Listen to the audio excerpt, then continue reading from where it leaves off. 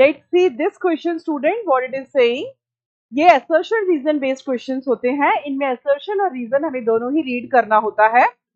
या तो इन क्वेश्चंस में इस तरह से होता है कि दोनों ही स्टेटमेंट बिल्कुल सही होते हैं and reason is explaining the assertion.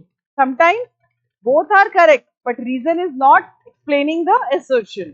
और कभी कभी तो ये भी हो जाता है कि असर्शन ट्रू है, रीजन फॉल्स है, और समटाइम्स असर्शन फॉल्स है, रीजन ट्रू है। तो इसके लिए हमें इन स्टेटमेंट्स को क्या करना होगा, रीड करना होगा। तो we will read it. Assertion is Leydig cells are also known as interstitial cells. बिल्कुल सही स्टेटमेंट है। जो लेडिक सेल्स होते हैं वो टेस्टिस में इंटरस्टिशियल जो फ्लूइड वाला रीजन है वहां पर पाए जाते हैं।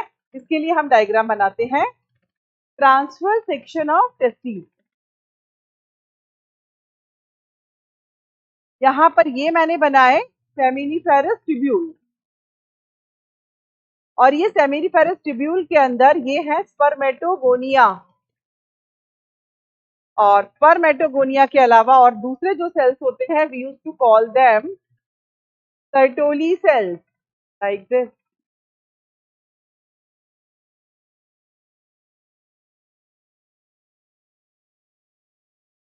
Like this.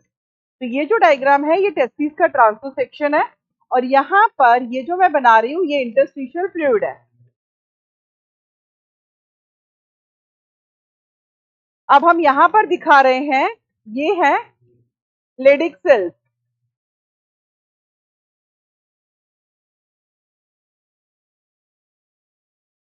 तो फर्स्ट स्टेटमेंट है Leydig cells are also known as interstitial cells. बिल्कुल सही। ये लेडिक सेल्स जो हैं इन्हीं को बोला जाता है interstitial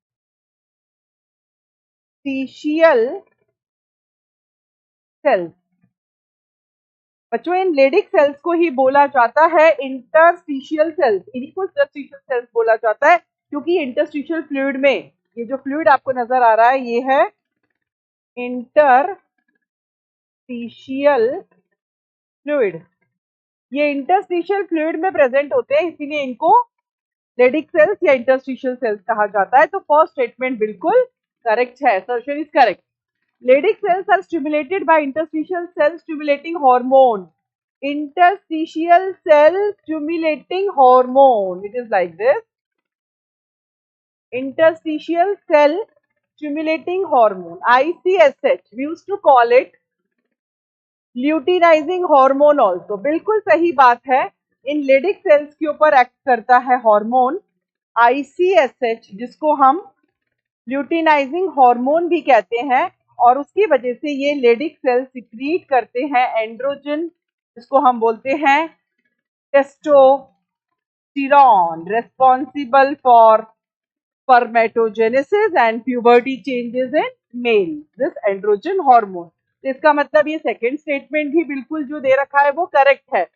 but the thing is both the statements are correct, but these two statements में जो रीजन है it is not explaining assertion. ये दोनों स्टेटमेंट्स लेडिक सेल्स के लिए कहे गए हैं, सही हैं, बट जो रीजन है वो असर्शन को एक्सप्लेन नहीं कर रहा। अगर रीजन में ये लिखा होता कि लेडिक सेल्स, जैसे ये असर्शन में है Leydig cells are known as interstitial cells, और रीजन में ये लिखा होता कि Leydig cells are present in interstitial fluid, तो ये एक्सप्लेन करता। ठीक है। अब यहाँ पर दोनों लेडिक सेल्स के लिए स्टेटमेंट है, but the reason is not the correct explanation of assertion. तो इसके अंदर क्या आएगा, आंसर बी आना चाहिए।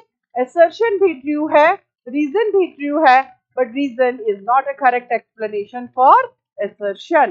तो इस तरह के क्वेश्चंस के अंदर हमें क्या करना होगा, हमें दोनों ही स्टेटमेंट को प्रॉपरली रीड करना होगा, और assertion के बाद हमें लगा के देखना होगा क्योंकि, बिकॉज। ठीक है। और फिर अगर रीजन उसको एक्सप्लेन कर रहा है तब ऑप्शन 1 होगा, और बिकॉज लगाने के बाद अगर रीजन assertion को एक्सप्लेन नहीं कर रहा तो फिर आंसर क्या होगा, दूसरा कुछ और होगा, 2 हो सकता है। गॉट इट और not? So it is like this.